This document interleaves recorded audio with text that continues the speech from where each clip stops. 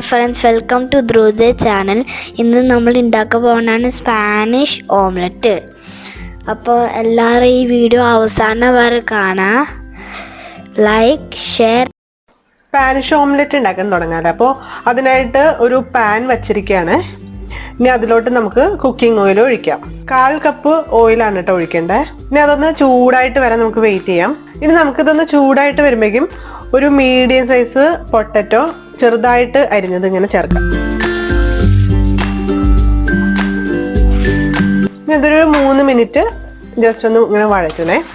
ഇതൊരു 3 minute correct ആയി കഴിഞ്ഞപ്പോഴേക്കും സോഫ്റ്റ് ഒക്കെ ആയിട്ട് വന്നിട്ടുണ്ട്. ഇത്രയും മതി കേട്ടോ. ഞാനൊരു ആദ്യം ലോ ഫ്ലെയിമിലിട്ടു, പിന്നെ മീഡിയം ഫ്ലെയിമിലിട്ടു, അങ്ങനെയാണ് ചെയ്തത്. ഇത് നമുക്കൊരു മീഡിയം സൈസ് ഓണിയൻ, സവാള ചെറുതായിട്ട് കട്ട് ചെയ്തത് നമുക്ക് ചേർക്കാം. അപ്പൊ ഇത് നമുക്കൊരു 3 മിനിറ്റ് തന്നെ വഴറ്റാട്ടോ. സവാള ചേർക്കുമ്പോൾ നമുക്ക് മീഡിയം ഫ്ലെയിമിൽ ഇടാം. അത് കഴിഞ്ഞിട്ട് കുറച്ച് നമുക്ക് പെട്ടെന്ന് ആവാൻ തന്നെ മീഡിയം ഫ്ലെയിമിൽ ഇടണം, പിന്നെ ലോ ഫ്ലെയിമിലോട്ട് ഇടാം. ഇതൊരു 3 മിനിറ്റ് ആയി കഴിഞ്ഞു. ഇനി നമുക്ക് ഇതിലോട്ട് 1 കപ്പ് ക്യാബേജ് അരിഞ്ഞിട്ടുണ്ട്. വളരെ ചെറുതായിട്ട് അരിഞ്ഞേക്കണേ, അത് ചേർക്കാം. അപ്പോൾ അതും ചേർത്തിട്ട് നന്നായിട്ട് മിക്സ് ചെയ്യുക. എന്നിട്ട് നമുക്ക് ഒരു 7-8 മിനിറ്റ് ഇതൊന്ന് മൂടി വെച്ചിട്ട് വേവിക്കണം. കുറച്ച് ഉപ്പും കൂടി ആഡ് ചെയ്യാം കേട്ടോ ഇതിൽ.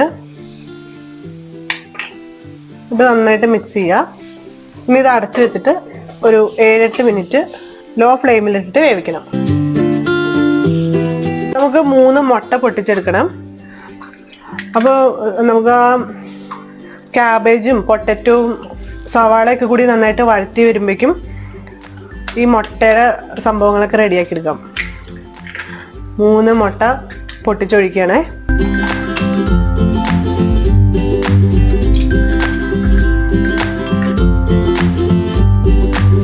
ഇടയ്ക്ക് നമ്മൾ ഈ അടച്ചു വെച്ചതൊന്നും തുറന്നിട്ട് ഇതുപോലെ ഒന്ന് ഇളക്കി കൊടുക്കാം കേട്ടോ.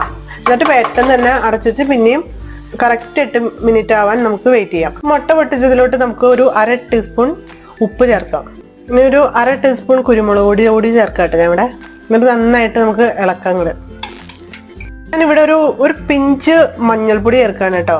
സ്പാനിഷ് ഓംലെറ്റിൽ ശരിക്കും ചേർക്കേണ്ട ആവശ്യമില്ല, പക്ഷെ എനിക്ക് ഒരു ആശ്വാസത്തിന് ഞാൻ ഇതിൽ ചേർക്കാണ്. ഇതിലോട്ടെ മല്ലിയിലയും പുതിനയിലയും കൂടി ചെറുതായിട്ട് അരിഞ്ഞത് ചേർക്കാം. അപ്പം ഇപ്പോൾ നമ്മുടെ കയ്യിൽ കൊറിയാണ്ടർ ലീവ്സും ഉണ്ടെങ്കിൽ അത് മാത്രം ഇടുക, അല്ലെങ്കിൽ പുതിനയില ഉണ്ടെങ്കിൽ അത് മാത്രം ഇടുക. ഇപ്പം രണ്ടും ഇല്ലാന്നോർത്ത് നമുക്കിത് ഈ സ്പാനിഷ് ഓംലെറ്റ് ഉണ്ടാക്കാണ്ടിരിക്കേണ്ട ആവശ്യമൊന്നുമില്ല കേട്ടോ. പിന്നെ അതുപോലെ തന്നെ ഒരു കാര്യം കൂടി പറയാം. ക്യാബേജ് ഇല്ലാന്നോർത്ത് ഓണിയനും പൊട്ടറ്റോ എന്തായാലും എല്ലാവരുടെ കയ്യിലും ഉണ്ടാവുമല്ലോ. അപ്പൊ അതെങ്കിലും ചേർത്തിട്ട് നമുക്കിത് ഉണ്ടാക്കിയെടുക്കാം. അപ്പൊ നമുക്കിവിടെ ഇതാ ഈ സവാളയും ഉരുളക്കിഴങ്ങും ക്യാബേജൊക്കെ റെഡി ആയിട്ടുണ്ട്. ഒരു 7-8 മിനിറ്റ് ആയി കഴിഞ്ഞു. നമുക്കിത് എന്താന്ന് വെച്ചാൽ ഇനി തീ ഓഫ് ആക്കിയിട്ട് വേറൊരു പാത്രത്തിലോട്ട് മാറ്റി അതൊന്ന് തണുക്കാനായിട്ട് വെക്കാം. ഇതുപോലെ നമുക്കൊരു വേറെ പാത്രത്തിലോട്ട് ഇത് മാറ്റി വെക്കാം. സത്യം പറഞ്ഞാൽ അതെ, ഇത് മാത്രം എടുത്തിട്ട് കഴിച്ചാൽ മതി കേട്ടോ. നല്ല ടേസ്റ്റാണ്. പക്ഷെ നമുക്ക് ഇവിടെ ഓംലെറ്റ് ഉണ്ടാക്കുകയല്ലേ, അതുകൊണ്ട് അതിലോട്ട് മിക്സ് ചെയ്തിട്ട് ഉണ്ടാക്കാം. ഉരുളക്കിഴങ്ങും സവാളയൊക്കെ വഴറ്റിയത് തണുത്ത് വന്നിട്ടുണ്ട്. അതുപോലെ തന്നെ നമ്മൾ റെഡിയാക്കി വെച്ചിട്ടുണ്ട് അല്ലേ, ഓംലെറ്റിനുള്ള എഗ്ഗൊക്കെ നന്നായിട്ട് റെഡിയാക്കി വെച്ചിട്ടുണ്ട്. ഇനി ഇതിലോട്ട് നമുക്ക് ഈ മിക്സ് ചേർക്കാം.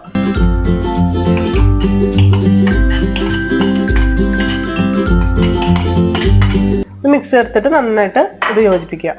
അങ്ങനെ നമ്മുടെ സ്പാനിഷ് ഓംലെറ്റിനുള്ള മിക്സ് റെഡിയായി. ഇത് നമുക്ക് ഉണ്ടാക്കാൻ തുടങ്ങാം. സംഭവം ഒരു പാൻ വെച്ചിട്ട് ചൂടാക്കാം.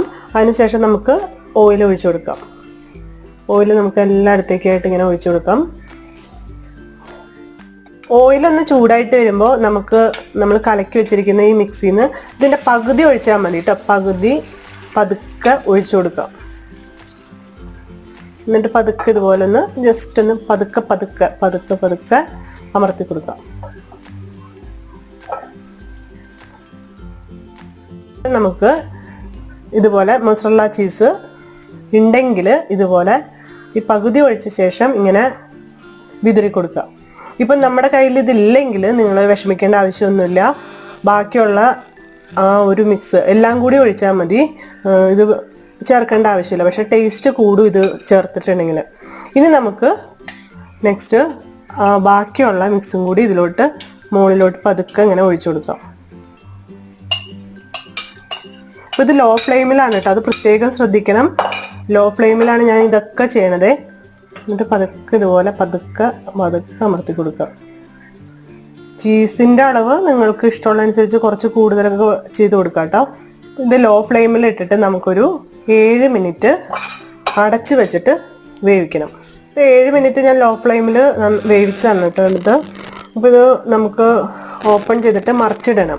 ഈ മറിച്ചിടാൻ നമുക്ക് എല്ലാവർക്കും പറ്റുമൊന്നുമില്ല, ഇത് പൊട്ടിപ്പോവും. അപ്പോൾ അതിനൊരു ടെക്നിക്ക് ഉണ്ട്, ഞാൻ പറഞ്ഞുതരാം. അപ്പോൾ അതിന് വേണ്ടിയിട്ട് നമുക്ക് തീ ഓഫാക്കിയിട്ട് അതുപോലെ മറിച്ചിടാൻ വേണ്ടിയിട്ട് നമുക്കിത് ഇങ്ങനെ വച്ചു കൊടുക്കുക. എന്നിട്ട് ജസ്റ്റ് ഇതിങ്ങനെ തിരിച്ച് കൊടുക്കുക. അപ്പോൾ നമ്മുടെ ഓംലെറ്റ് ഈ വശം വെന്തത് കണ്ടില്ലേ.